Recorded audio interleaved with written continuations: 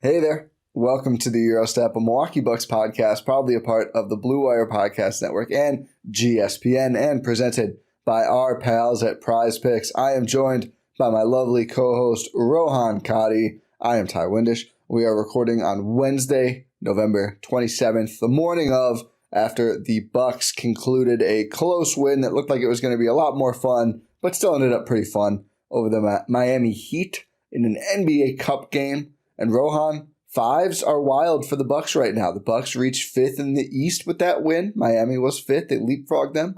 They got back to 500 with the win. And we found out Khris Middleton did 5-on-5s in practice yesterday. So what a day for the number 5. Unfortunately, it was not November 25th yesterday. It could have really been special. I could have crammed even more 5s into the cron here. But how's it going, Rohan? And what has the number 5 meant for you lately? What? I'm trying to think of how to answer that question. I don't know. Yeah. The number 5, it's an odd number. It's very early on in the positive numbers, positive integers.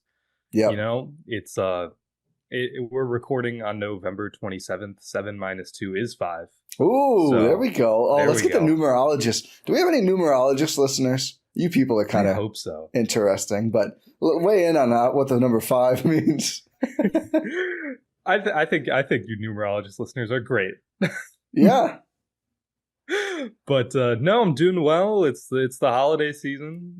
Thanksgiving is holiday season.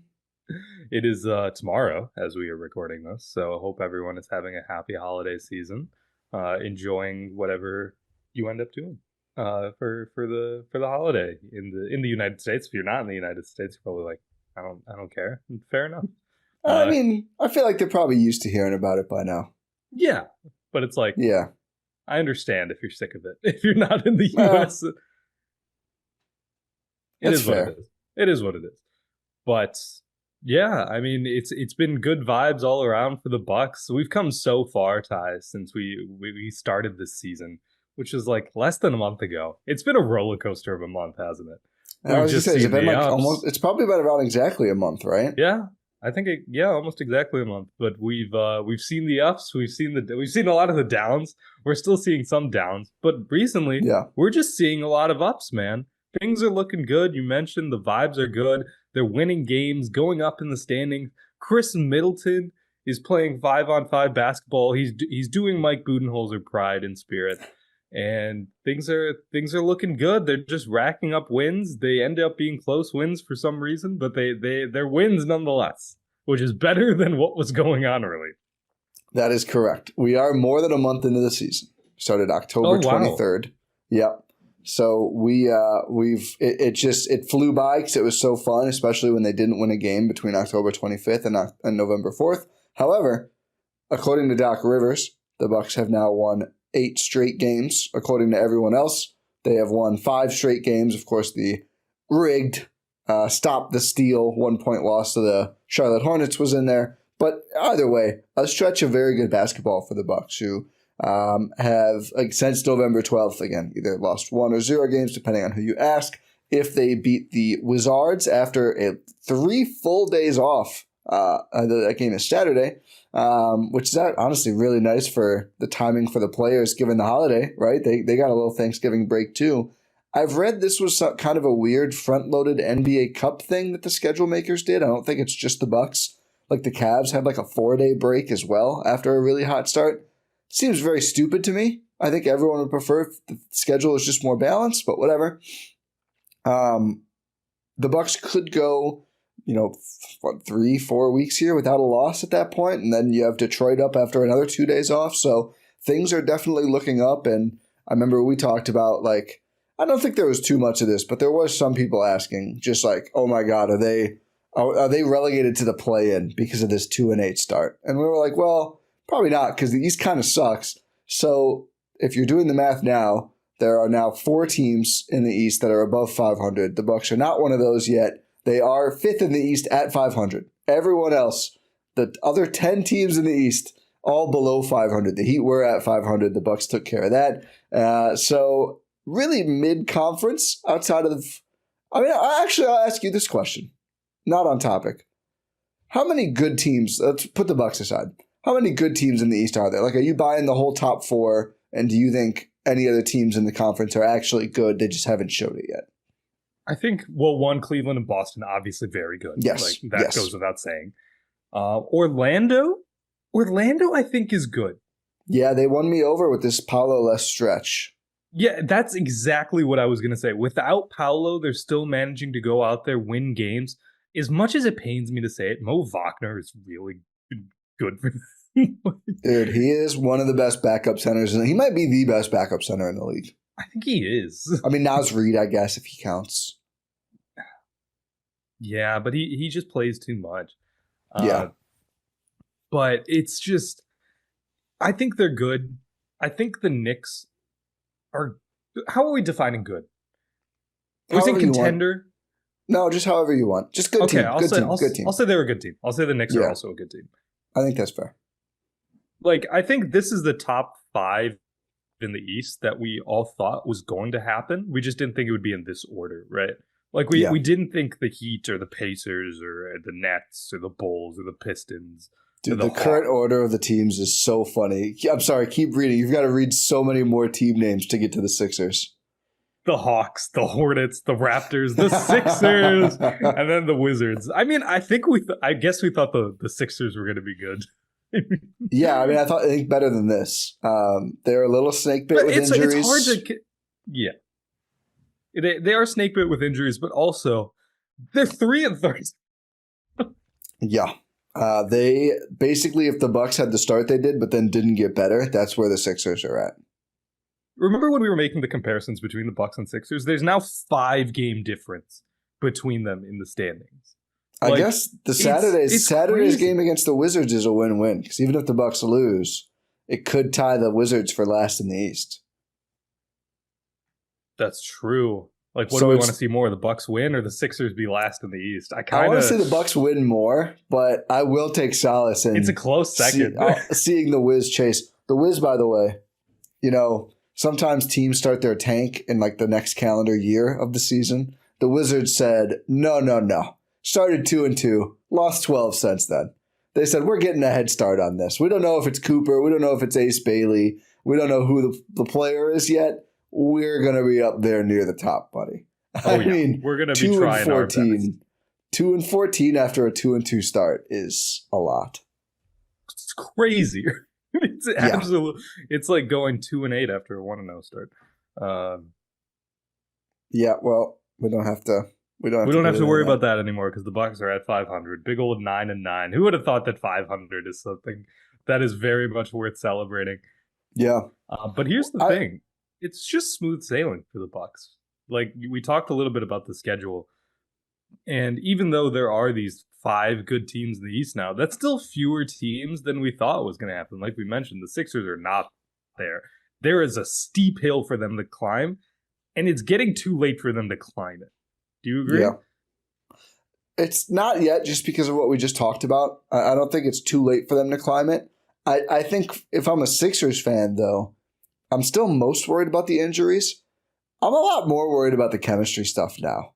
I mean, the Bucks, I think we had a couple, they're not worried. They're not trading Giannis. Like, that was the news we got out of the Bucks when they were in this situation. It wasn't what we got out of the Sixers, which is our young star point guard, which there's no analogy for this on the Bucks. I guess AJ Green is like the closest thing. Let's imagine AJ Green had to call out Giannis. Hey, how about you show up? And then Giannis's response was, yeah, you know what? There is a big problem here. I'm glad that this happened. We got to find the leak who's talking to the media. That's the real issue here. Doesn't matter if I'm not at shoot around. Who cares? We got to find who's talking to the media. What a ridiculous situation the Sixers find themselves in. So I don't think it's too late. If things just went right for their team, I think they could dig out of this. Where the Bucks are now, they have to win 10 games in a row. Yeah, I don't think they're going to get there. I mean, I think if you're 8th, you're like, okay, we can get through and be 8th. Oh, they're going to be that. They're going to be that team. It's like, oh, you don't want to be first. Fight you have through to the face team. Yeah, you have to face the Sixers, who overcame a lot of adversity. They've got their stars healthy for the playoffs. Exactly. I think they can be that team. They can be that team. Yeah. And maybe they're not that team. I mean, Paul George hurt his knee again. Embiid is on like a media crusade now, I guess. Have you seen the butt scratch thing he does? No. Part of his free throw routine is literally scratching his butt. Really? Yeah, this is an unserious basketball player. There's a lot of unserious basketball going on. Yeah, there is. Let's talk about the Bucks. I could do this all day. If they are like 5-15 next time we pod, we're gonna do another segment. This is frankly hilarious. This is a fan base that booed Tony Snell. They deserve all of this. Oh yeah. The Bucks, though, I actually think it's a very encouraging 500. I'm back to optimist high, unsurprisingly. Like, they won these games against mostly bad teams. The circumstances for the Bucks, though, were not very good. They were without Dame for some of these games. 3 or 4 of these games early in this streak, and then the Charlotte loss to 2. Then I thought he missed 3. I could be wrong. I could be wrong as well. I can look. Because I think he didn't play Charlotte, right? I think he was out after the Boston game, or did he play the Raptors game? Give me a minute. Keep talking. He did not play the Raptors game. That was the Ryan Rollins start. So they were without Dame for a few games with the concussion. I think he was still kind of getting back into a rhythm and getting back his comfort level on the court when he came back, although that happened in a big way against Miami. Without Giannis against Miami, without Ryan Rollins for most of these games, which kind of a mysterious and very unfortunate injury situation there. He's not on the injury report, but he hasn't played. I don't believe Doc was asked about this after last night's game and his availability. I hope someone does ask him about it because that just seems odd because DeLon Wright cannot do anything for the Bucks right now. We'll get to him. And, of course, no Khris Middleton for any game this season, although, like we mentioned, we have news there. They are hopeful he will play sometime after Thanksgiving. That could be the Wizards game. That could be the Pistons game. That could be the Hawks game. Just imagine me reading the rest of the schedule. I will say, so the report, people poked fun from our guy Shams, Rohan's guy Shams, because, close personal acquaintance. What do you mean? Because you bumped into him. I realized I did it again to myself where that's how that could be taken in a different context. You saw him in Milwaukee. I shouldn't say you bumped into him. That's why I said that. Damn it, tired. It said the report was after Thanksgiving, and people are like, "Wow, yeah, that's great. That's really helpful." That he's not playing in their final game before Thanksgiving, so sometime after Thanksgiving. I think it means soon after. I think that's the context, but it was not a very strongly worded report, unsurprisingly. Yeah, it could be the Cup game. It could be that's like there's a back-to-back in there. It could be either one of those games. It could be the Boston game. We'll just say it's next week. How about that? That's the hope. And didn't someone say that on a broadcast? That was Mark Jones last week thinking he could play this Okay. Week. I thought there was another one on the Bulls game. I don't know. Whatever. Was there? I think that was the Bull. That was the Mark Jones thing. Oh, yeah. Okay, that'd be this week. So it could technically be correct depending on how you look at a week if you play Saturday. I think a week means you play like Sunday to Saturday. The November 20th was last Wednesday. Yeah, so that would be next week is this calendar week from this past Sunday to this Saturday. Yeah, Saturday. They have a game Saturday. Sorry. You could just barely be correct. I thought, for some reason, I was like, Saturday's not after Thanksgiving. I don't know where you're going with this, but okay. Yeah. No, that's on me. But basically, the point of what I was saying before I got tangled up in just reading the whole schedule, I think they've actually overcome a pretty fair bit of adversity in this stretch, despite the teams not being as good. And it's not like it's been all bad teams. Some bad teams for sure. Detroit, I will say, is feisty. I wouldn't call them a true bad team anymore. Houston's good. The Bucks barely held on in that game. Houston is like a top 4 seed in the West right now. I was looking to see if the Bucks have the best point differential of all NBA Cup teams. Houston is just like murdering their Cup teams. It's pretty wild. Indiana's okay. Miami was 5th in the East. Like, not all terrible games. Charlotte's been feisty. So it's been pretty nice to see the Bucks do well in all these games. And honestly, a lot of the strength has been defensive for a lot of them. That's been pretty neat as well. The Bucks have a top 10 defense, I think like the 11th offense in November thus far. That still includes like some of their losses, like the Cavs, Knicks, and Celtics games. But Overall, I think things are just relatively, we're in a much better place, just as like a functioning basketball product. Forget the individual players than we were, 3 weeks ago. Yeah, and I'm glad you highlighted the defensive end because we've been talking for about a year now about how the Bucks need to go and find an identity. And is it going to be one that's focused on offense? Is it going to be one that's focused on defense? It's defense. It's defense. It always has been defense with a Giannis and Brook led front court and just a Giannis led team in general. It's going to be defense. No matter how many weapons you add on the offensive end, no matter how many top shooters in the history of basketball you get to be your point guard, it's always going to be about locking in on defense. And I think that's a good way to go about things. Defense is who this team is. Defense is where Khris Middleton locks in as well. I mean, he's had his faults as a defender as he's gotten older and more injured, but he still shows up when he's needed to. He adapts and molds his defensive coverages to fit his own bodily needs.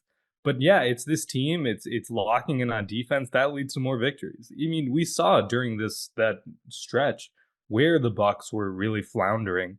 It was because of the defensive end. The offensive end was relatively okay. They were still managing to do good things, both with Giannis and Dame getting more chemistry. That's why we were encouraged during that 2-8 stretch. But they weren't winning games because they weren't locked in on defense. Now we're seeing a lot of more of the young guys play. We're seeing so much Ajax, so much AJ Green. And that's a lot of the reason that the Bucks have, really turned this around. They've won 6 out of their last 7 games because they're able to lock in on defense. It's been such a revelation and such a good. I feel like this has been an inflection point in the franchise because of it's really been a passing of the baton in terms of role players, has it not?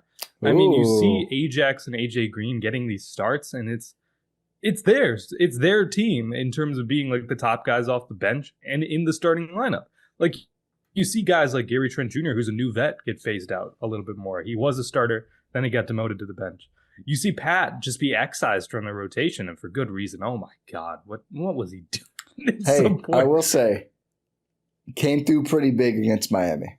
He did. He had some nice just running hooks against Miami that went in for some reason. They had those shots had no business going. He's good at those, though. He's good at those. I will say, the fact that on a team with Gary Trent Jr. and DeLon Wright coming off the bench, the fact that the whole second half I was like, just give the ball to Pat and get out of the way, is a slight compliment to Pat.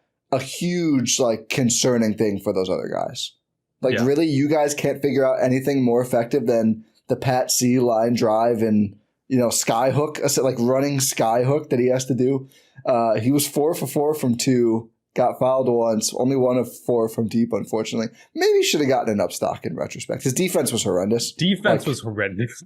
That's why he didn't. I mean, the one where Jimmy drives by and he just goes flying backward and it was a weak contest too. You're contesting weakly and then jumping. The point of not contesting super hard is you don't have to leave your feet. You did both things wrong. Pick one or the other. I mean, he's jumping out of bounds all the time. I will say, I've seen this idea, and mostly in our Discord, GSPN Discord, gspn.info. Sign up for our Substack. Get ad-free episodes. Get an extra bonus episode each week. Commercial-free, thank you.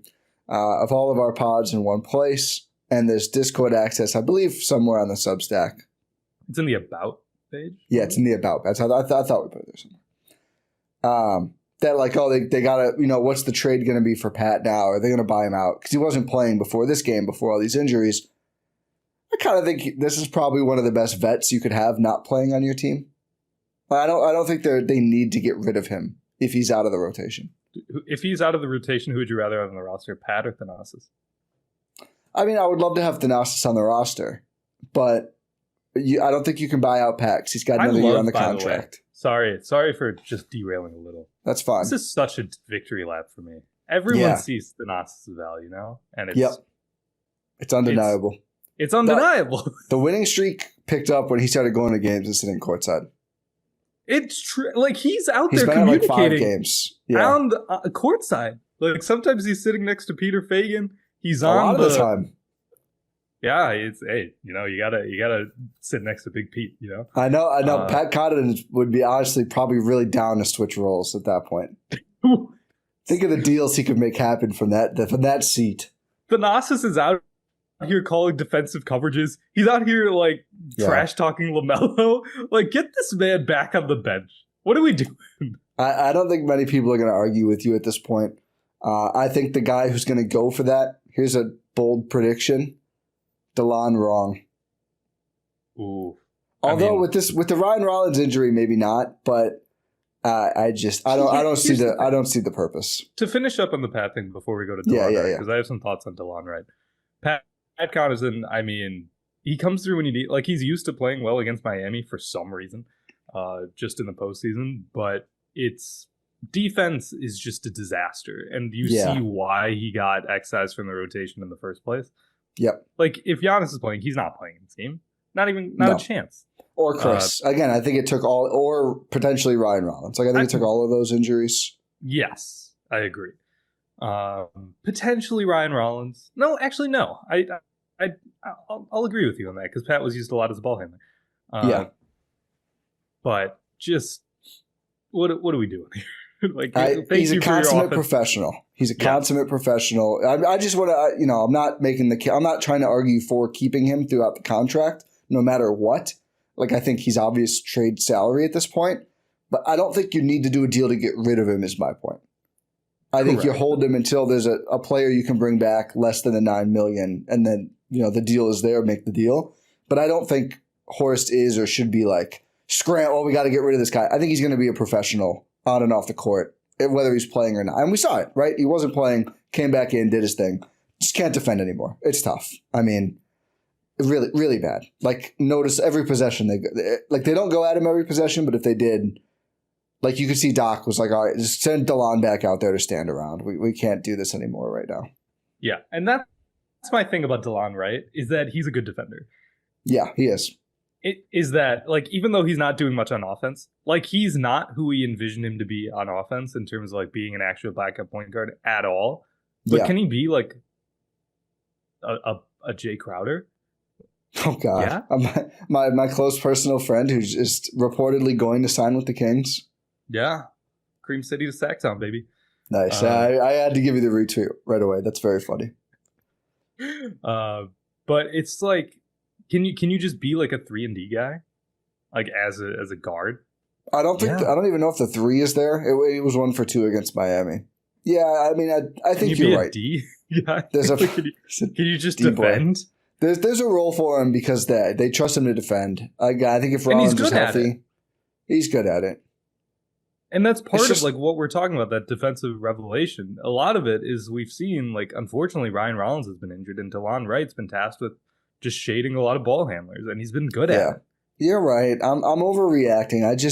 I'm still disappointed about him and about Trent, really. Just like, we thought we had more offense, a little more like off the dribble juice, and it's just not been there at all. Trent still can't make twos at all. No. And but good thing is, it wasn't evident in the Miami game. He can make his threes. Yeah, that's been a huge. I mean, the bench scoring overall has been a big story for the Bucks, and certainly their shooting overall. I believe during this stretch, their bench has outscored the opposing team's bench in every single game. Wow. Yeah. I think Marcus Johnson called that out on the last broadcast against Indiana.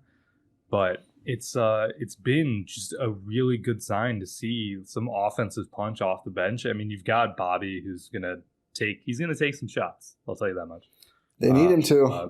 As aggravating as it was at times, he also came through a couple times against Miami. But they absolutely need him in games like this. 100%. Like, with no Giannis, you need some offensive outbursts. Like, Bobby will try his hardest to give it to you, but letting Gary Trent Jr. get hot from distance, like in a Giannis game, like, is so nice. Like, you can see, like, especially during that Pacers game, like, Giannis and Gary have developed like a good chemistry. Like, we talked about this last episode with Giannis and AJ Green just being able to find that relocation spot. Get to it. Gary Trent Jr. is getting really good at that. I think he's seen that from watching AJ Green. You can see, like, he's finding good spots. He's able to hit these shots, and I think he's a very confidence-based player. And you can tell his confidence is high. You can tell, like, in the beginning of the season, he did not have this much confidence.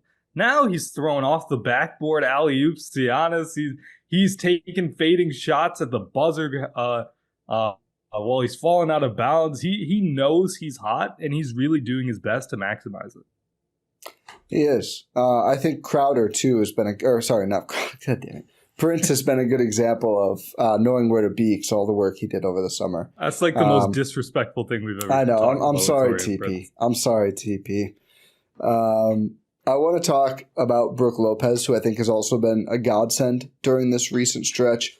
But I want to talk about another godsend first. Our friends at Prize Picks, America's #1 daily fantasy sports app with more than 10 million members, still climbing toward 100 million members someday. If you're unfamiliar with Prize Picks, all you do is pick more or less on 2 to 6 player stat categories for a shot to win up to 100 times your cash. You can run your game all season long. It's not just NBA or basketball. We talk a lot about basketball on the show, of course.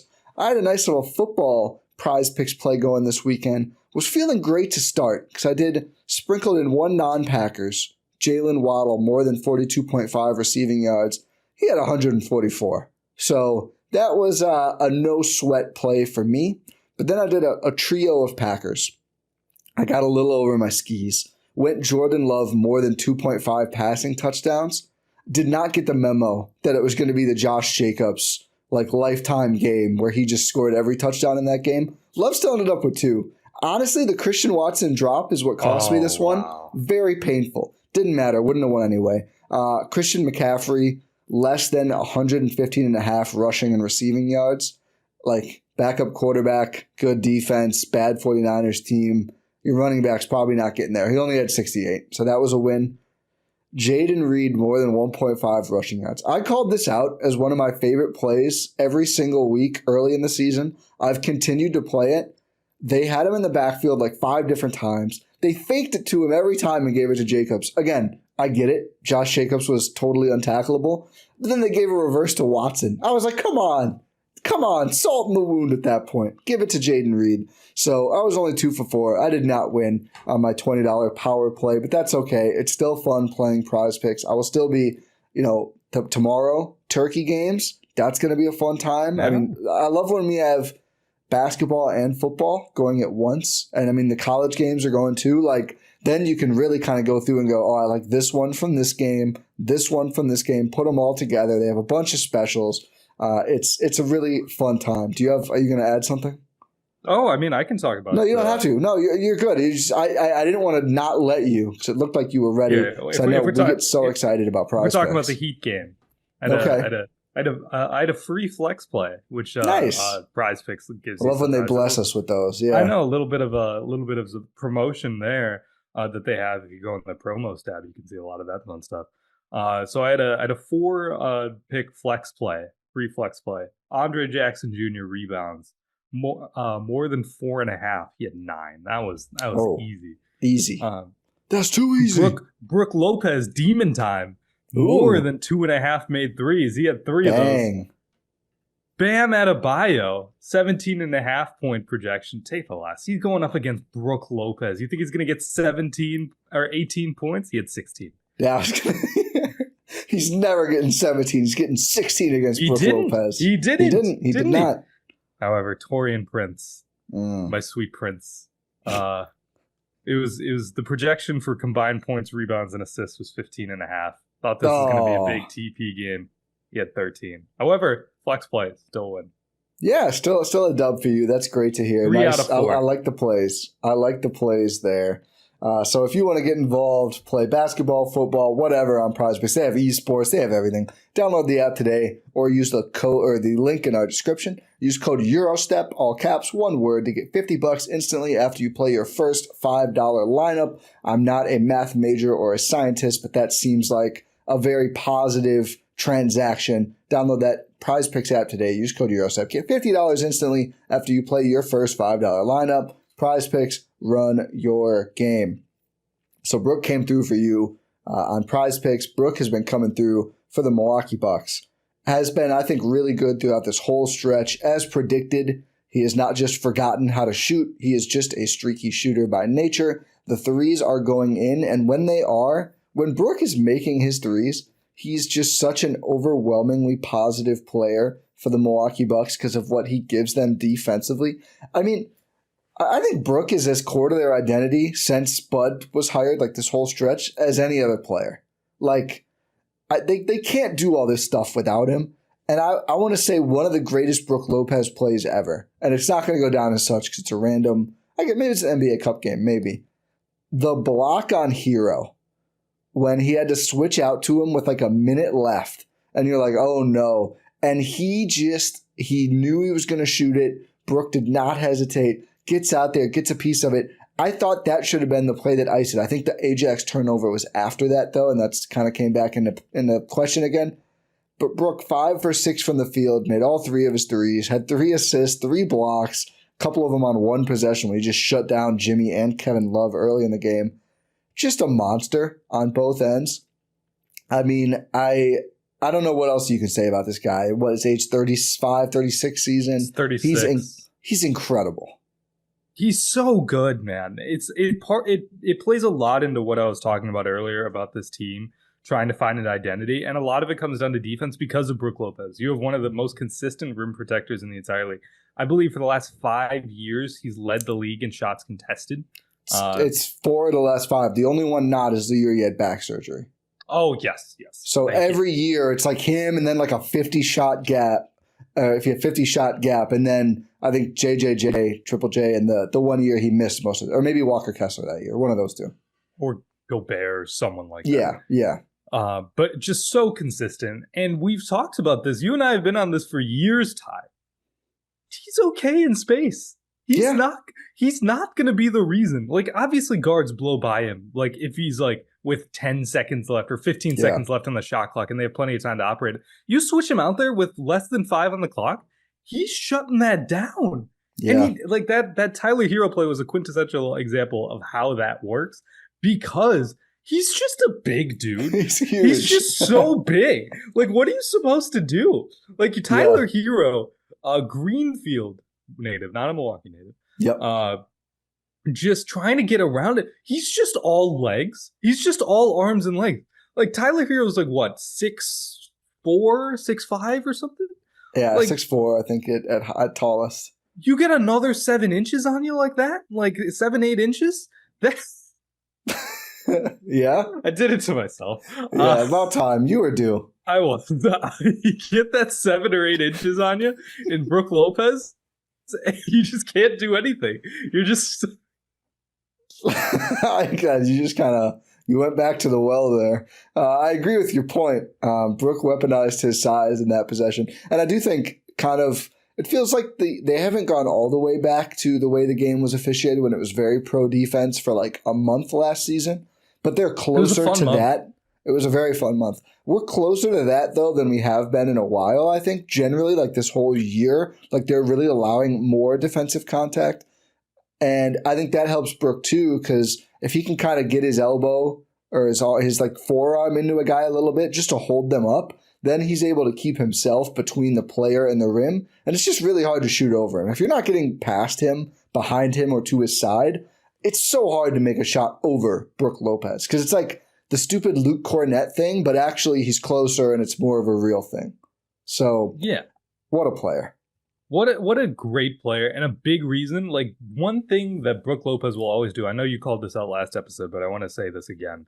Whenever they need scoring, like they're missing someone or they need someone to step up, he will always be that guy. I will always think back to the title run where we in the Eastern Conference Finals, and it's like Giannis isn't playing. Okay, who's going to pick it up? Is it going to be Drew? Is Drew going to really have to pick up the scoring? Like, no, it's Brook Lopez. Yep. Is when Giannis is really hampered a little in the beginning of the finals, who's going to pick it up? It's Brook Lopez. Yeah. He's always going to be the guy that comes through and just scores a lot when he's needed and just goes out there and wins you games. No one's ever wearing 10 again for the Bucks. No. Is it 10 or 11? It's 11. Yeah. Yeah, I was going to say. I'm not good with numbers, like, but 10 is I think 10's already retired. Yeah, 10's Lanier, I believe. So you're right. You're right. Just a completely separate thought. So I'm bad with numbers too. So I was like, I thought it's numerologists who are listening help. Yeah, the numerologists are. Well, they're going to tell you what you meant by 10 as well.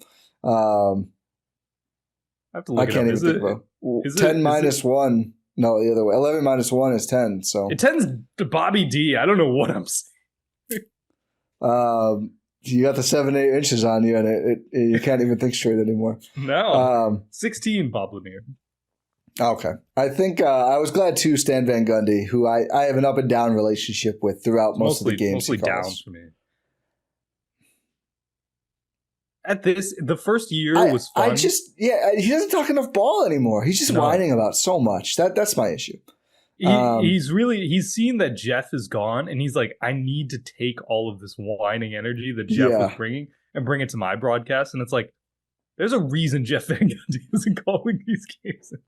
Well, every time it's like, oh, I can't believe the crowd disagrees with that. It's clearly a foul. Yeah, they never think it's a foul, Stan. It's a home team. Been in basketball? When is the home team ever? How long have you been in basketball? Like, come on. You don't have to, these idiots. Like, yeah, of course, they want their team to do better. That's the whole point of them coming to the games.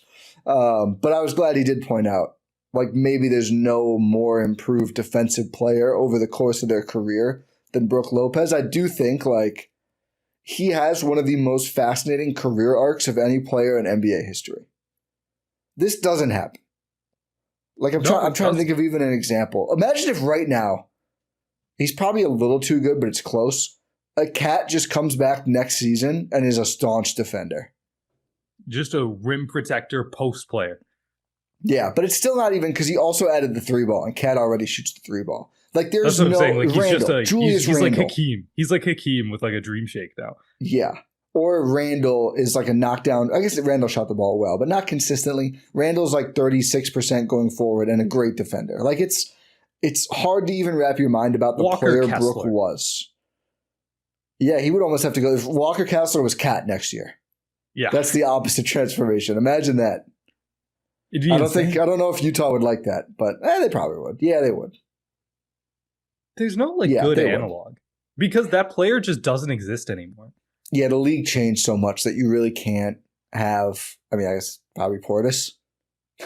If Bobby Portis was a great defender and shot 37% from three, I mean, you know what? That's actually a pretty good comparison. Is Bobby just early 2000s Brook or early 2010s Brook? If a late stage Bobby Portis, if he's still in the Bucks, becomes Brook Lopez, it's all worth it. It's been right in front of us this whole time. Bobby only has to gain like 30 pounds and probably get a couple of inches taller as well.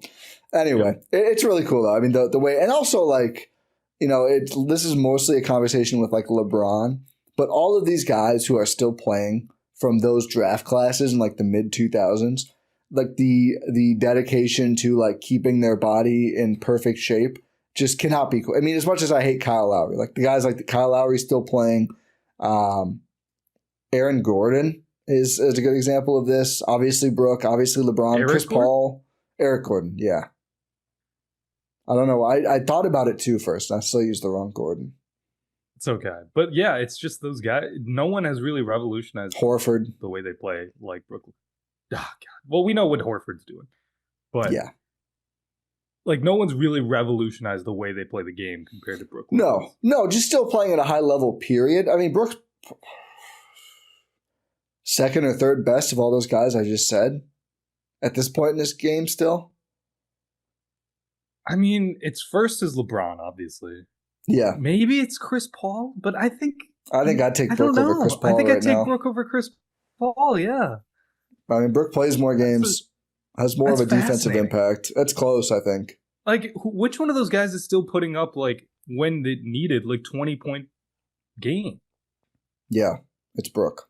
It's Brook. It's only Brook. I think what Brook does game-to-game basis is, like, still, probably by Bucks fans and by a lot of like national people, still underrated. You see him on these top 100 lists, and they stick him toward the bottom. And I get it, like his stats just never. I mean, his rebounds doesn't help, but his stats just don't jump off the page.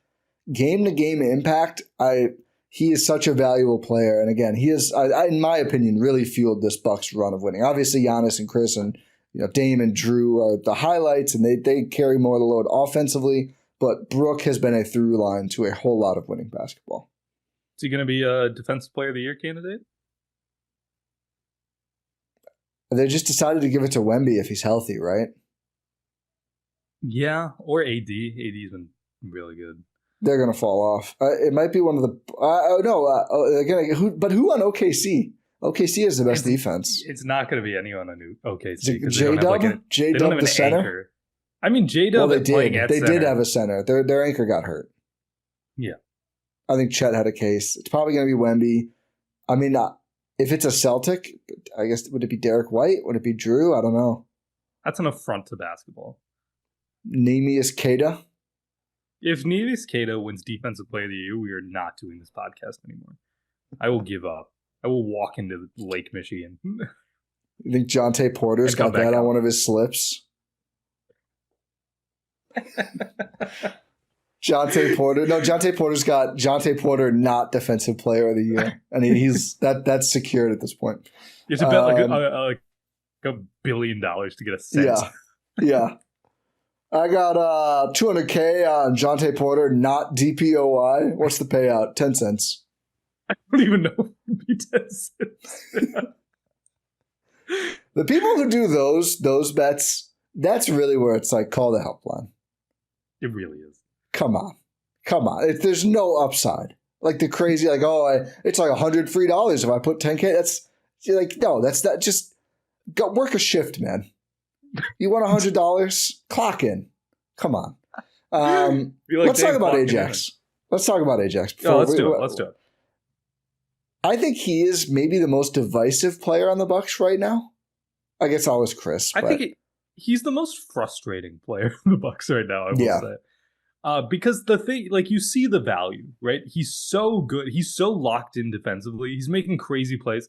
Him rebounding the ball is an adventure every single time because he just comes out of nowhere and just snatches the ball. Like he's got a few backcourt steals. He's doing all the pest defensive stuff that you love to see. And then he just thinks he's Magic Johnson. Yeah. He had a really bad one against Indiana. He had a really bad one against Miami. Like some of these plays he tries to make. It's like, what are you doing? Like, just control yourself. And I think that's always been the problem with Ajax is just control. Yeah. It used to be last year. It was fouls. At least he's graduated from that, right? Like he's not consistently in foul trouble like he was last year. And I don't know which one's worse. I think this is better. I think this is better, even though it's more frustrating. This is way better. Yeah. Because it's like you're not taking yourself out of the game. Like you might be because of what you're playing. But I mean, yeah, he kind of still has because Doc clearly doesn't trust him like that. He plays way more in first halves because Doc's like, all right, we have a lead. Let's not just throw the ball to the opponent over and over again. Clearly, I will say he's still getting starts. I thought AJ Green should have started over him. This last game they both started because Giannis and Khris were out, which I thought was fine.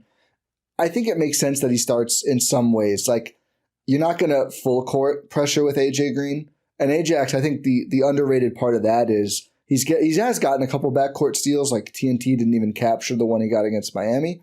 More importantly, though, on a game-to-game basis, having the other team start their possession with like 10 less seconds on the shot clock is a really big deal for your defense. It just makes, it's cutting out so many rotations that just make it so you have a much bigger margin for error, or you're less likely to make those errors, I should say. So really big deal what he does for them defensively. He's actually had a very good, I think, plus-minus impact like the whole season. I know he was plus 11 against Miami, even with a couple very unfortunate turnovers. I think season-long he's way up now as well. But just the decision-making, like you can literally see him start to feel himself a little bit and then throw the basketball away. They are plus 9 per 100 possessions in Ajax's minutes. That is the most among all rotation players on the Bucks. So they've been really good. Second is AJ Green, plus 5.8. Third, come hell or high water, Brook Lopez, baby, still a plus-minus leader on the Milwaukee Bucks. So the two kids and then Brook is a very funny trio. Then Giannis after that.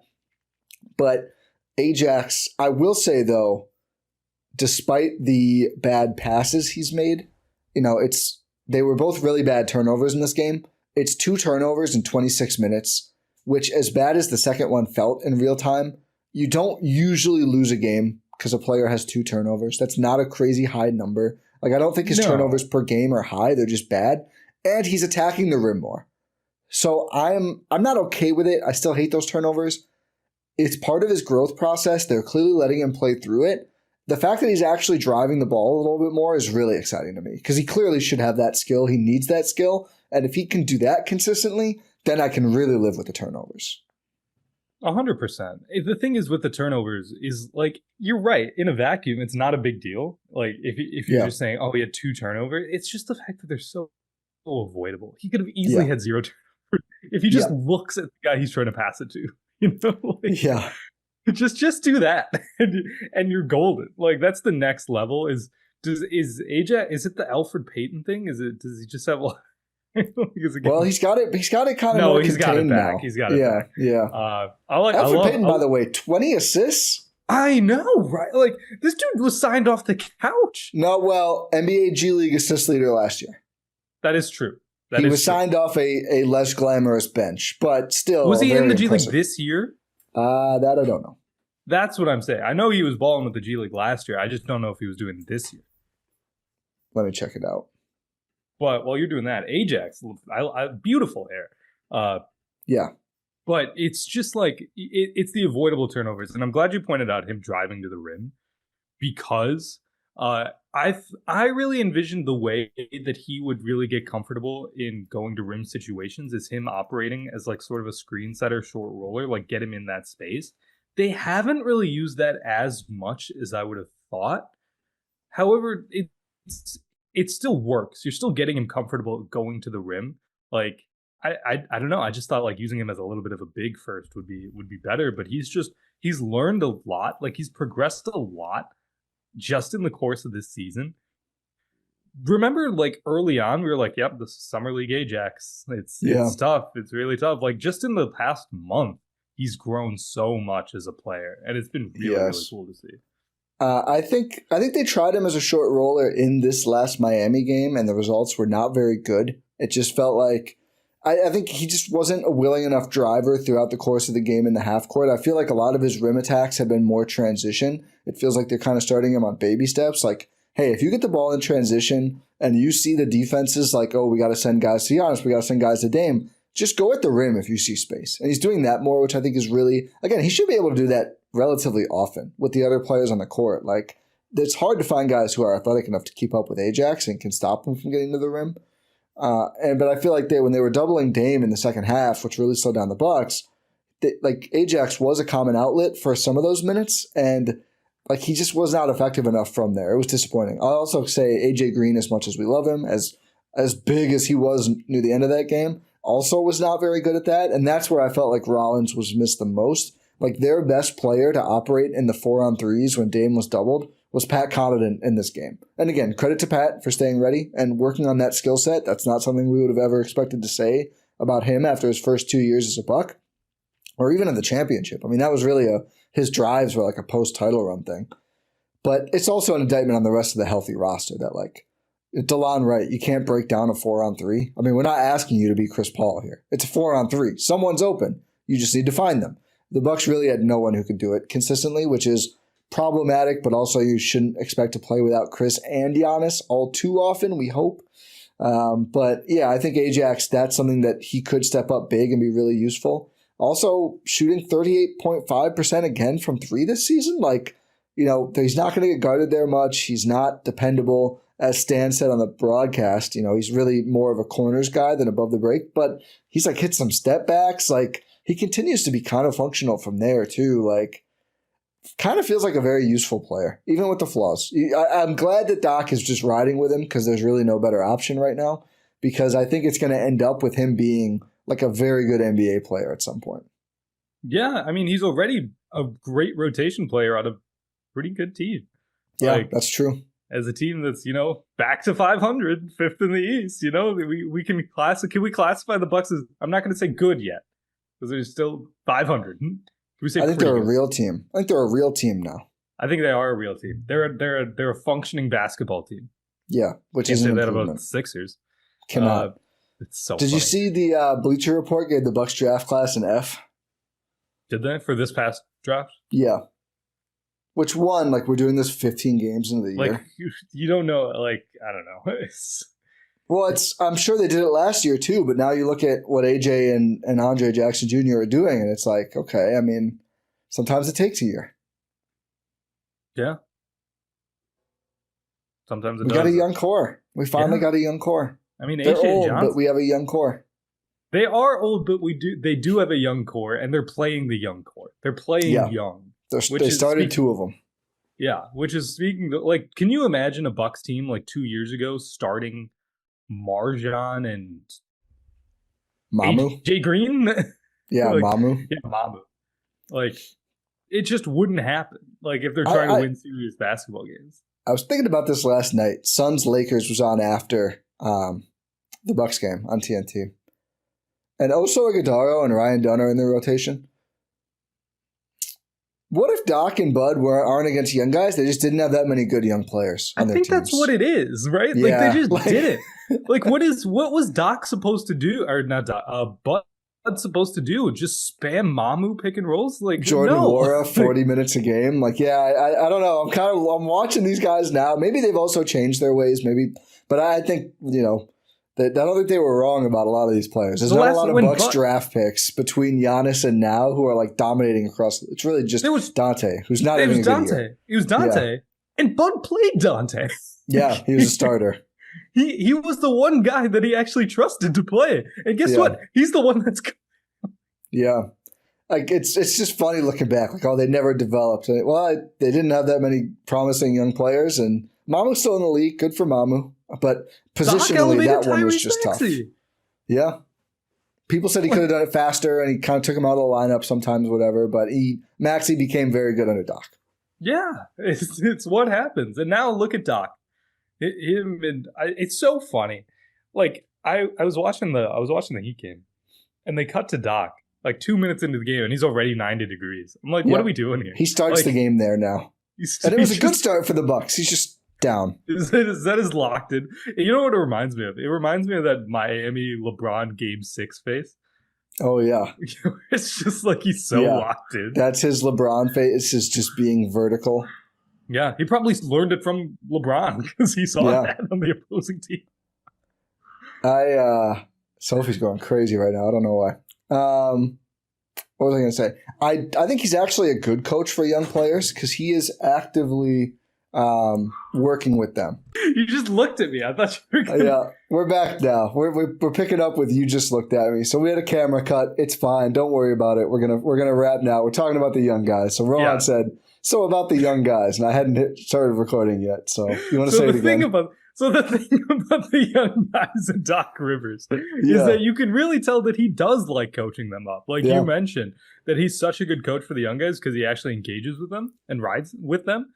It works out because you see a lot. And you know what's a fun thing that I've noticed recently is that when you watch like ESPN or TNT broadcasts, they do that whatever mic talk segment. Doc volunteers. Yeah, Doc's like, you give me an opportunity to talk, I'll talk. Oh yeah. What I've noticed is they're letting them say more. It's not just, good job, good effort on defense. Go get them, run in transition. It's like actual like coaching tidbits, and it's like, oh, that's fun, that's good. And because Doc loves to talk, we get to hear a lot of him do it whenever there's a nationally televised Bucks game. And you can see he's constantly coaching up guys like AJ Green. He's consistently working with them throughout the game, and it's just so refreshing. Yeah.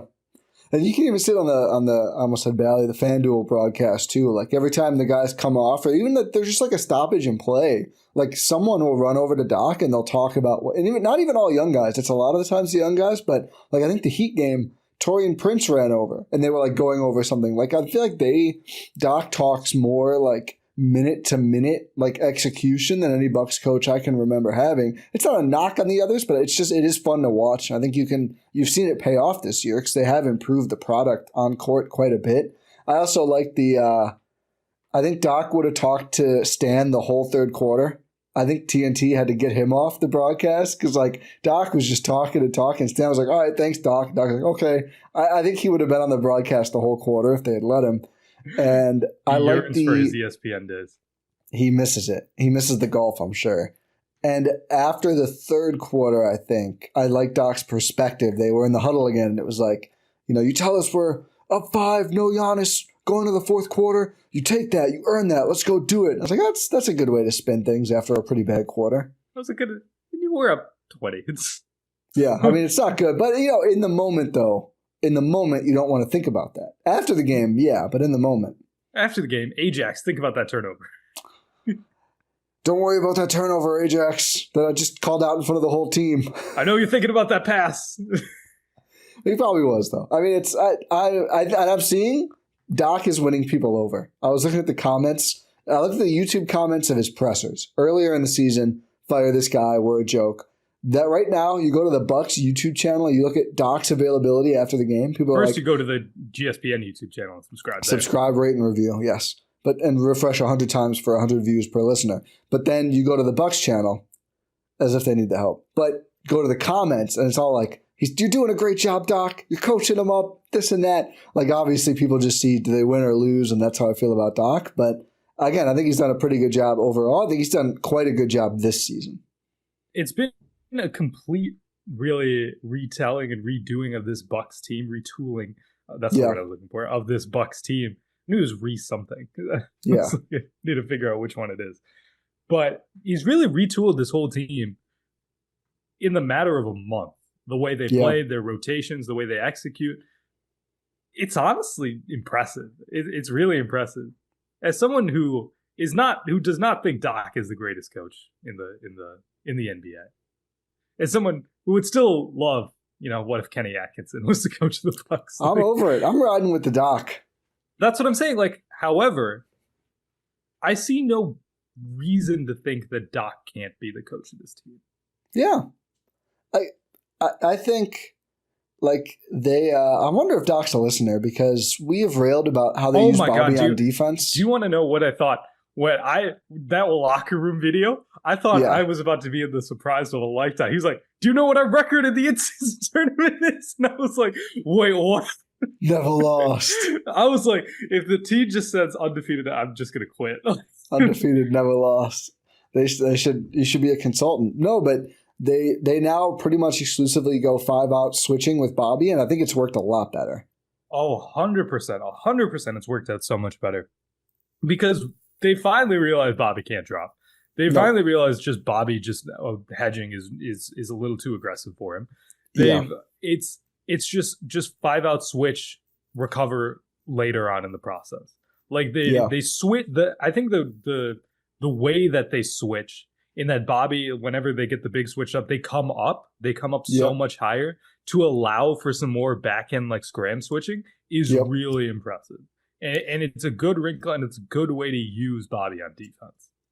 Yeah, I mean, I think defensively, he's not the big problem. I think if he had a consistent run offensively, they would really be able to be really good in his minutes. But again, the bench generally has been better. That's a big part of it. The bench needs to defend. I think they've found ways they can be at least passable defensively. Now it's about the offense, which some of it is just variance. Gary Trent Jr. 1 for 9 against Miami. And of course, we talked about so many guys out. That's going to hurt your offense when you're losing Giannis and Khris, but at least they're continuing to get up threes, although that was mostly the starting lineup. I mean, the bench shot threes. They didn't go in the hoop, except we talked about AJ Green, who I think 2 of the biggest clutch threes of the season against Miami. Just what a player. Dude's just a killer. He's not just a killer. Not a good short roll guy. They tried him in that role. It did not work. Shot finisher. Yeah. He's the Bucks finally have that guy where it's oh no, you let that guy shoot the ball? You let that guy get a shot? This game. He did. He really looked like the Bucks version of Duncan Robinson. And I was Duncan had a better game slightly, but he was up there. Duncan had 11, AJ had 9, so it's pretty close. But it's the way you could just get so scared whenever that guy gets even a shot up from distance. That's AJ Green with the Bucks. Also, I want to say he started 1 for 5 and then knocked down the 2 clutch ones. Should have been 3 clutch ones in the fourth quarter. Doc took credit for their blame for that, by the way. The shot clock expiring on AJ's. He told him run it down to 6 instead of 8 so that we'd use more time, but it should have been 7 because they were 1 second short. So Doc was I was kicking myself. That one was on me. Way to be accountable, Doc. Yeah. I still blame Pat. Pat should have shot it for sure. Or they at least passed it earlier. Well, I don't know if there was even room for him to pass. He probably just had to shoot. Once you get to 2 seconds, I don't like passing the ball. No, you can't. You just got to get a shot up. I mean, everything has to be ideal.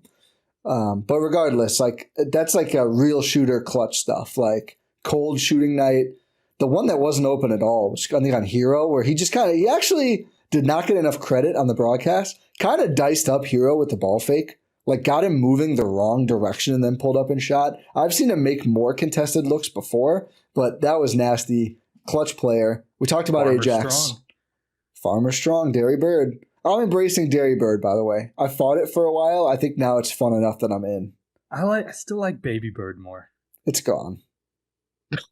Sorry. I'm sorry. Derry Bird has won. It's just like the people who are still trying to call Giannis other nicknames besides the Greek Freak. It's like the 92-year-old Japanese soldier meme. Like, that's you. I still like Baby Bird. The war is over. The war is over. Is it because he's older? No, the other one just won. I don't think one is better or not. It's just sometimes a nickname wins. It's unfortunate. It is.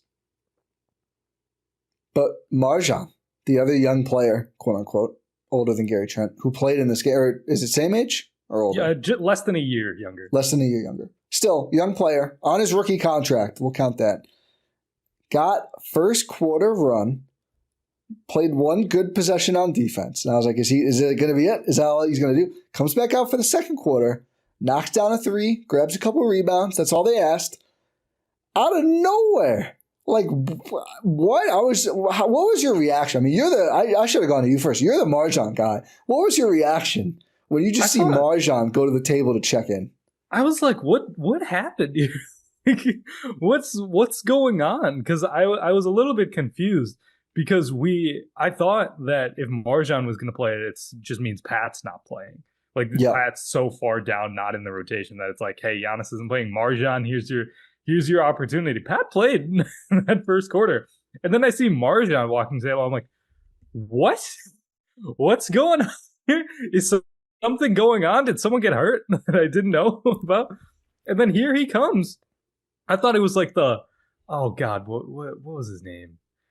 The guy, why was Jordan a correspondent?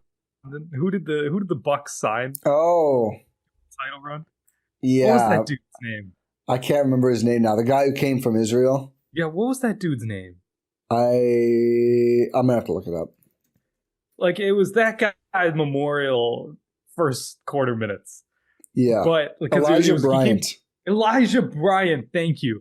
Because he came in with 48 seconds left or something like that in the first quarter. Yeah. MarJon did, and I'm like, okay, is he getting the Elijah Bryant memorial 48 seconds here? Yeah. And then he just comes back out. After that, I was like, I don't know if we're going to see him again, but it was nice to see him check in. Are you, like, trying to save fouls? Like, are you just trying to win these 48 seconds, like, steal these 48 seconds where you can? He comes back in, and like you said, like, even in that 48 seconds, a good defensive possession, just managed to stay, be long, use his size, which is something that we saw a lot in Summer League. I was like, and the preseason too, it's like MarJon's not good, but he's at least doing something well. Like, we were making good in these minutes. We were saying, is MarJon more in line than Ajax for minutes based on the way they played in Summer League and preseason? Because we saw MarJon was actually doing positive things on the court and playing defense. Meanwhile, Ajax was just a train wreck. Obviously, that's hilarious looking back at it now. Yeah, Ajax the starter. It's hard to argue. Like, he's still playing good defense. When he squared up to take that shot, I was like, this is going to be such a big shot for your short and long-term future. And he laced it, man. Confident release, didn't wait too long. And not even just, the other question was like, was he going to shoot it? Or this has been a MarJon issue. You have some space in the corner, you get the ball, you dribble into a bad shot, right? Or like a bad pass or something. Just did the right thing. Like every second of the 6 minutes, 27. Actually, I do think he blew a switch late in his run. So he was in with Bobby at first. They were switching 5 out. Brook came back in and he acted like it was a switch and Brook had to close out and contest a 3. I would imagine they probably were not wanting to switch everything at that point still, and MarJon checked out not too long after that. Regardless, that one thing aside, and maybe I'm wrong, maybe they were switching everything. Everything else was very sound. Like, it was the least bad MarJon performance in that I don't remember, outside of that one thing, one time in the 6.5 minutes where I was like, oh, he messed that up. Or like, oh, that was the wrong decision. Like, oh, we tried to do a little too much. Like, even with all the guys out. Thought he was very in control. The defense looked good. The shot looked good. Maybe we'll see him again. I don't know. I have no idea if we're going to see him again. I do think this means Ryan Rollins Doc does not feel comfortable playing him because of the injury, because the only other guys on the bench available were AJ Johnson, who had a better Hurd game, but still is kind of coming along. Khris Livingston, would have liked to see him. I think maybe they view him as more of a big. Doc said they wanted to play small and get up threes. Stanley Umude, I think has looked really good with the Hurd. Maybe we'll see him at some point too. And then Rollins was technically on the bench, technically got a DNP CD. I just don't think Doc's going to play him right now. I don't know what's going on with that shoulder, but I don't feel good about it. No, it's really unfortunate because he was playing so well, but just to see that injury is really unfortunate for Ryan Rollins. But yeah, I think what you're saying stands. Seeing MarJon in there, it's like, ooh, I think that speaks volumes on Ryan Rollins. And I think you're right. They do view Khris Livingston as a big. That dude's big. He's a big guy. Yeah, which is good. Like, you should view him as a big because that's what he should play in the NBA. He should be a 4. Yeah, I like this world though, where it's like, you know what? Let's just throw a young guy in and see what happens. That's kind of been like the whole essence of Doc's season. He's just like, you know what? Let's see, what can you do? Like the Ryan Rollins game was really for me like, oh, okay, Doc is really just in full like, let's see what we got mode. Yeah, it's still early. You're still figuring things out. You're a 500 team. You've hit your stride. You're trying to get above 500. Oh, when they go above 500, that's going to be so nice. Hopefully Saturday. Yeah, hopefully. God, please don't lose against the Wizards. I mean, again, there's the Sixers angle, but that's pure copium. I want them to beat the Wizards. Yes, but you're still early on in your season. It's still November. You're still trying to figure out what kind of team you got. Why not try some stuff? MarJon's on this team for now. Let's see what Rich Paul has to say. Yeah. Maybe John Horst if he has a say in this. But it's like, do something. Here's an opportunity. Go show out. He did what he needed to do. Yeah, I mean, it was, I don't think this guarantees him minutes in future games, but like, I think he'll get another look if the situation arises. 100%. Like, it's difficult to imagine a world in which he doesn't at least see some benefit to this good stretch. Because that's one thing about Doc, is he rewards guys for good play. You see Ryan Rollins like, hey, try it out. It works. You're going to get some minutes again. MarJon or AJ Green, going earlier, you get good minutes, you're going to see more run. Ajax, you see good minutes, you're going to get more run. Like, that's what's I can see a world where MarJon gets some minutes. Like, does he take those Pat minutes? Or Pat was out anyway, so if Giannis comes back Saturday, does he get a crack at the right minutes? Mm-hmm. That's my question, because I assume Pat won't play if Giannis is back on Saturday. Does MarJon get in over right? I wonder if we see Stanley Umude at some point. He's looked really good in the G League. And that's a proven NBA player from last season with Detroit. Good 3-and-D player. Like, none of these vets can rest easy right now. I think if you don't play well, there's someone coming, with the possible exception of Portis. Yeah, and even with Portis, like, CL, man. Hasn't gotten any burn yet, though. We'll see. Has played really well at the G League level. I mean, he came in at whenever he got a chance, he made an impact. Came in with 30 seconds in that Pacers game, had a massive putback dunk. He did.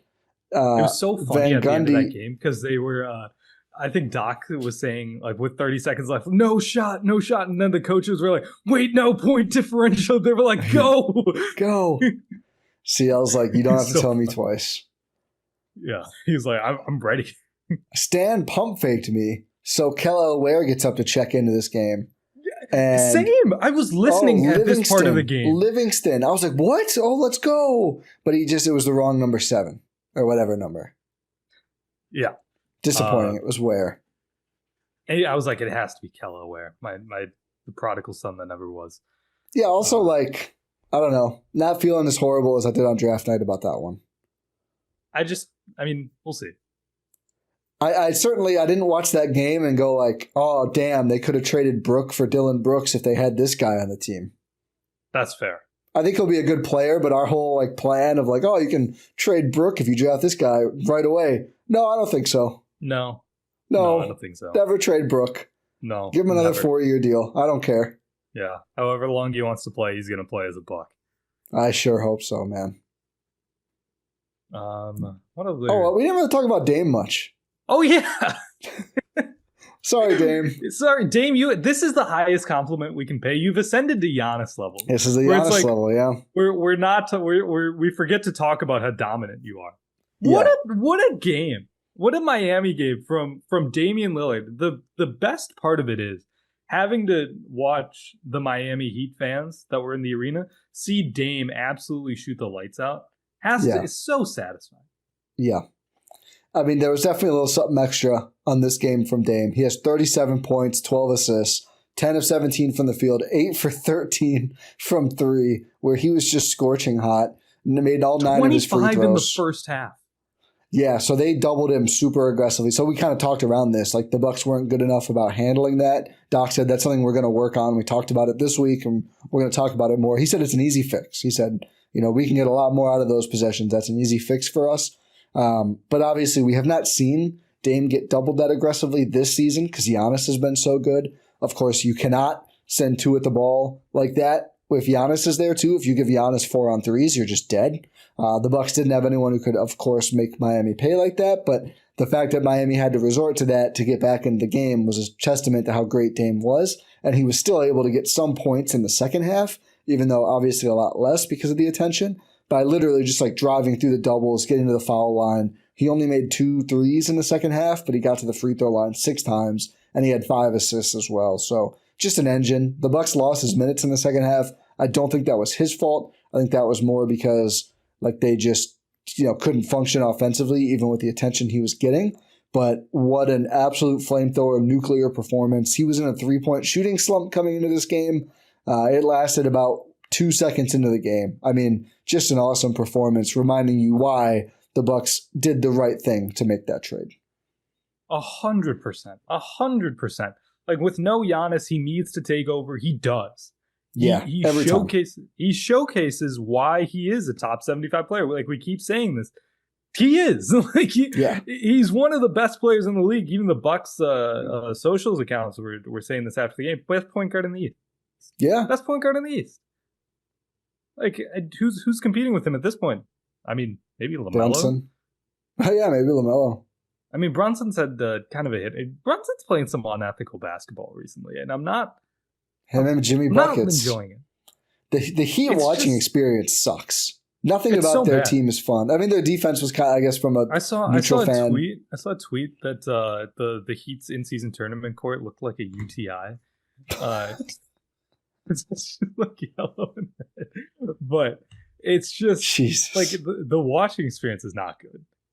No, it's For just the okay. play, How many fouls can Jimmy draw? Is their offense a lot of the time? I think there are 2 previous games coming into this Milwaukee game. He is averaging like 30 points per game because he was getting to the free throw line. Yeah. Outside of those 2 games, he's averaging like 16. Yeah, and they got to talk about it like it's amazing. He's able to draw. It sucks. No one wants to watch this. No. Oh, it's so crafty. I mean, yeah, it is. It is. That doesn't mean it's like we have to laud it. Yeah, it's unethical basketball.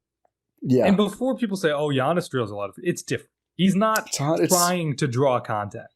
No. He is trying to finish because he can't make free throws. Yeah.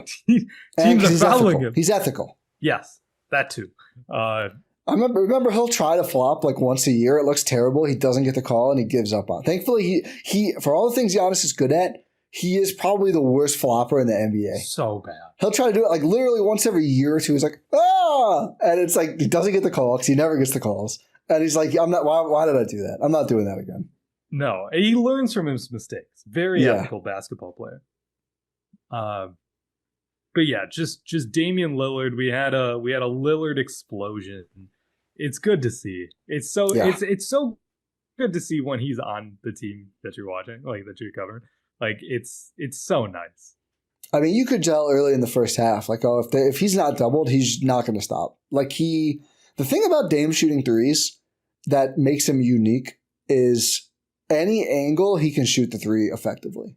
Like not most players, like they have a certain way they want to shoot threes. He can curl around the screen and shoot it. He can step into it. He can step back into it. Either direction, like the amount of space it takes him to get off a 3 going any direction. Like obviously Steph can do anything. I don't think there's many other players in the league. Like even Harden, when he made all the threes, almost all of them were the one specific move that was impossible to guard. Dame, like any direction. Like it's so hard to contain him. If he could master the catch and shoot as well, that's like what he's been the worst at. I think he would probably average like 30 points a game on the Bucks. Yeah, he could. What is he doing right now? Like 25? Yeah, it might be up a little bit after this game. 26. 26 even. 26, 4.5, 7.7. What a ridiculous flashlight for the Bucks starting point guard. And also just 2.8 turnovers per game. That's ridiculous. Here's the like even before this Damian Lillard explosion game, I saw a lot of people like discourse being like Dame's in his Chris Paul era and in a good way, where it's like he's not scoring as much, but he's dishing it out. He's had a lot of double-digit assist games recently. He became like the first player in franchise history to have 25, 8 threes, and 10 assists in a game, I believe. Yeah. It's because he has that passing ability. He has that finesse as a guy who's used to being doubled, but also just operating with so many guys around him. He has so many weapons. When's the last time he had a roll man like Brook Lopez? Like a big screen setting guy. Not necessarily roll man. I shouldn't say roll man.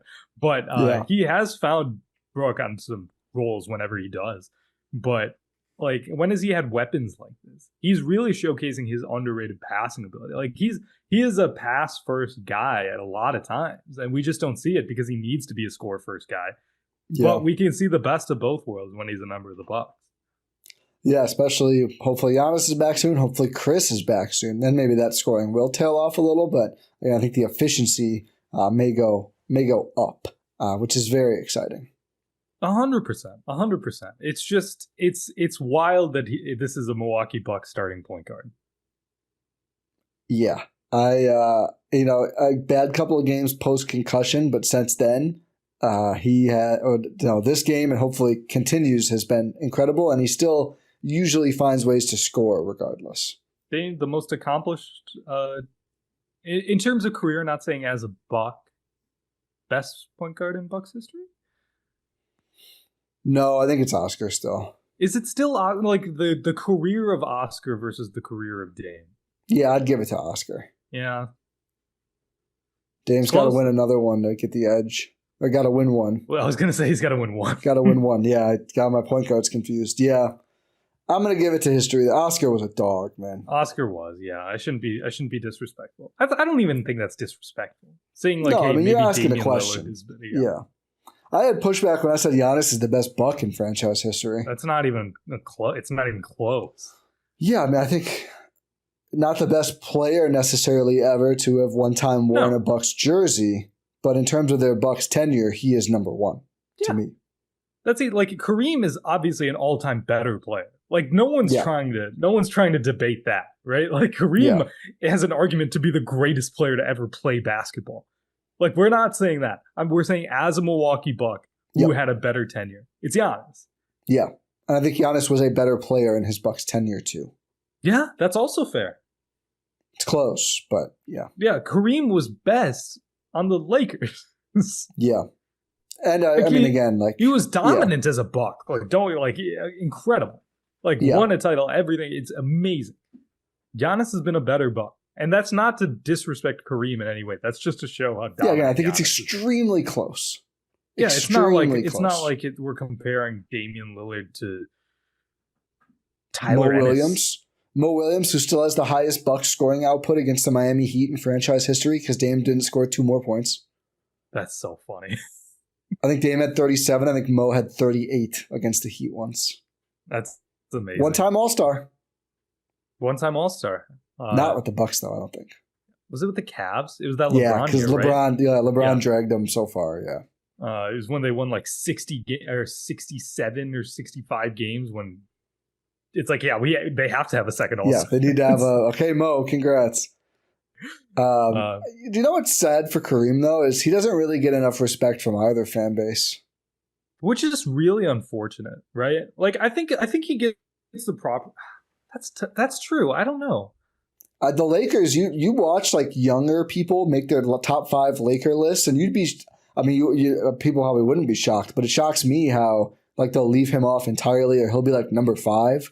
It's like he needs to be high on that list. He's the best Laker of all time. There's a Magic. I mean, they've had so many. Kobe won 5 too, but I don't know.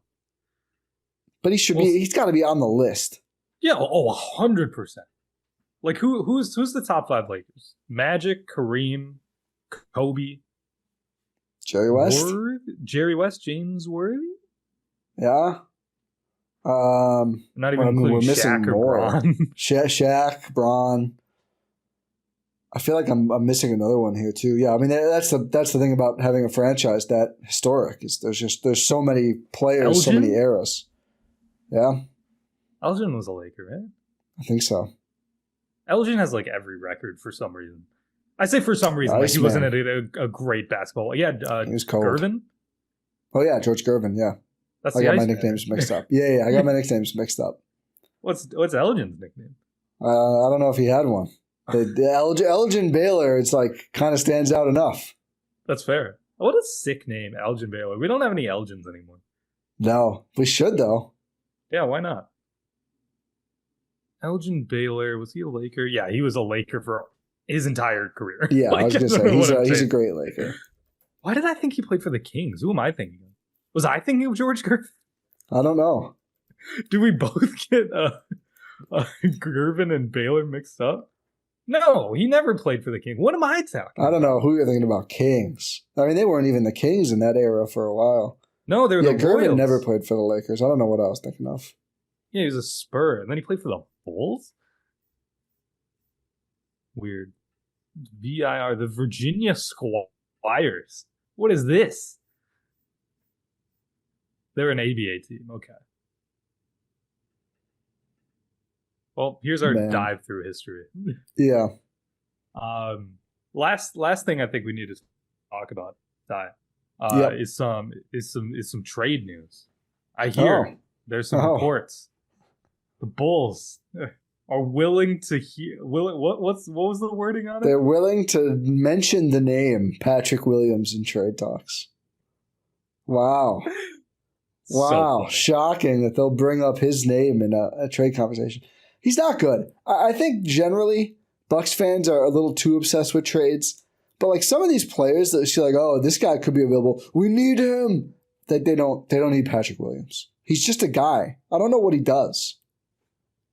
He is like one of the most nondescript NBA starters of all time. He really is. Like theoretically, he's a good defender who's like long, switchable. He'll hit some threes, knock down some shots. But then it's like, are you good at any of these things? Yeah, and the answer is probably not. At least not yet. Can you do it? Sure, but also like MarJon can do it. We've seen that. Like you give MarJon a starting opportunity, can he average 10 a game? Probably not. But maybe. I was thinking, could Khris Livingston average his numbers in those minutes? I think probably. Yeah. It's like 10 points and 3 rebounds in like 30 minutes a game. We're not talking about a lot of production here. Yeah. I think it's doable. Would you Zach LaVine and Vooch are on the block. Those are not fits for the Bucks, pretty obviously. Would you want Dorian Finney-Smith? I mean, I just worry if you've been on the trade block for this long, you could become a boss man level player by default. That's the thing, right? I think it's like, too late. What is DFS doing for your team that Ajax isn't? I mean, you hope he's giving you offense and defense combined. Or should I say, not Ajax. What is he doing that Taurean Prince isn't? Yeah, he's just giving you more options, I suppose. But like, if it ain't broke, don't fix it. Like Taurean Prince has been incredible. Like another guy we haven't mentioned, but just been steadily amazing. Also, like the salaries don't work at all for him. I mean, you have to do some double trade to like duck the second apron too, and it just gets really difficult to put together. He's at $15 million this year. So that's only Brook and above salaries in a 1-for-1. Crazy. The Cam Thomas thing makes no sense to me at all. No sense at all. Like, what is Cam Thomas doing on this team? Like, I've seen D'Lo as well. Like, I just for whatever D'Lo is as a player, that's not the Bucks need the opposite of that. They don't need more offense. They need more two-way players. Yeah. Like, I'm not trading Khris for any of these guys. That's for sure. No, not even close. What are we even talking about here? Khris isn't even playing, and I'm still not doing that. No. Talk about too late. Bojan is expiring on the Nets. I don't know if anyone's going to trade for Bojan this year. No. He was good on the Knicks, and they traded for him, but then they traded him for Mikal. Yeah. I don't know. Just not a lot of good trade targets out there. No. Which is why it's important to have a versatile team, which the Bucks do. An update, though, on one of our favorites. Robert Williams keeps playing. Keeps doing well. Maybe don't play him. Oh, he suffered an injury? Are you serious? Concussion protocol. Oh, no. He was ruled out. He got knocked out. He's played 7 games, averaging over 18 minutes, shooting 71% from the field, averaging nearly 2 blocks in less than 19 minutes per game. They're definitely going to trade him. I mean, he's making them good defensively. They can't have that. No, they can't have that at all. They need to have Cooper Flag.